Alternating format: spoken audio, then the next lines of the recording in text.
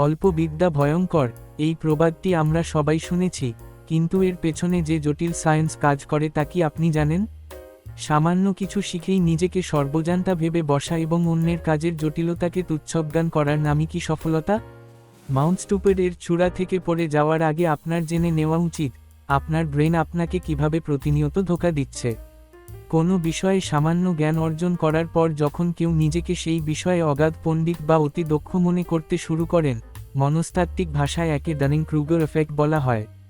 এটি মূলত এক ধরনের কগনিটিভ বায়াস বা মানসিক পক্ষপাতিত্ব, যেখানে অদক্ষ ব্যক্তিরা নিজের সীমাবদ্ধতা বুঝতে ব্যর্থ হন।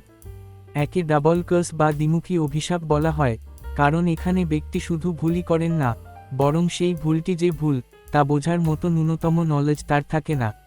এই প্রক্রিয়ায় ব্যক্তি যখন ইউটিউব-এ একটি জটিল মেডিকেল সার্জারির ভিডিও দেখেন, তখন তিনি কাজটির বাহ্যিক রূপ দেখে সেটিকে অত্যন্ত সহজ মনে করেন এবং নিজের অজান্তেই মাউন্ট স্টুপিড নামক অতি আত্মবিশ্বাসের চূড়ায় অবস্থান করেন। মাউন্ট স্টুপিড হল সেই প্রাথমিক পর্যায় যেখানে নলেজ থাকে নামমাত্র কিন্তু কনফিডেন্স থাকে আকাশচুম্বী।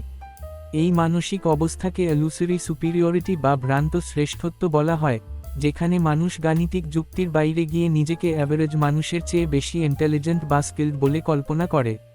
এটি এক ধরনের সুপারলেটিভ কমপ্লেক্স বা শ্রেষ্ঠত্বের জটিলতা তৈরি করে, যা ব্যক্তিকে বাস্তবের কমপ্লেক্সিটিগুলো বুঝতে বাধা দেয়। 1999 সালে ডেভিড ডানিং এবং জাস্টিন ক্রুগার তাদের রিসার্চে দেখিয়েছেন যে, প্রকৃত স্কিল না থাকলে মানুষ নিজের ইনকম্পিটেন্স সম্পর্কে অ্যাওয়্যার হতে পারে না। বিপরীতে, যারা প্রকৃত এক্সপার্ট, তারা অনেক সময় নিজের দক্ষতাকে আন্ডারএস্টিমেট করেন কারণ তারা জানেন বিষয়টি কতটা গভীর ও জটিল। এই আত্মসচেতনতা অভাব বা মেটাকগনিশন এর দুর্বলতাই মানুষকে উচ্চকণ্ঠ ও ওভারকনফিডেন্ট করে তোলে। মেটাকগনিশন হল নিজের থিঙ্কিং প্রসেসকে অবজার্ভ করার ক্ষমতা, যার অভাবে অদক্ষরা তাদের জ্ঞানের অভাবগুলো দেখতে পায় না। এই কগনিটিভ বায়াস থেকে বের হওয়ার একমাত্র পথ হল কন্টিনিউয়াস লার্নিং এবং অন্যদের গঠনমূলক ক্রিটিসিজম বা ফিডব্যাক গ্রহণ করা। নলেজ যত বাড়তে থাকে, মানুষ তত বেশি বুঝতে পারে যে তার জানার পরিধি আসলে কতটুকু লিমিটেড। প্রকৃত উইজডম কেবল তখনই আসে যখন কেউ নিজের লিমিটেশন সম্পর্কে কনশাস হতে শেখেন।